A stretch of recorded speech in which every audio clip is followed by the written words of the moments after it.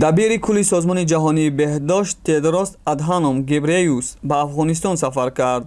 дар Кобул роҳбари созмони ҷаҳонии беҳдошт бо мақомоти кунунии ин кишвар, намояндагони ҳукумати Толибон мулоқот карданист. дар ин мулоқот ҷангҷӯён мавзӯи радди Бонки ҷаҳонӣ аз кӯмак ба Афғонистон дар бахши беҳдоштро матраҳ хоҳанд кард.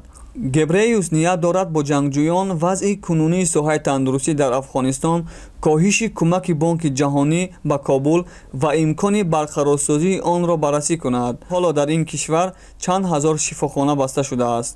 аз ин рӯ сокинон наметавонанд ёрии зарурии тиббиро гиранд. ҳамшираҳои шафқат метарсанд ки кор раванд ва аксари онҳо вазифаҳои худро иҷро намекунанд.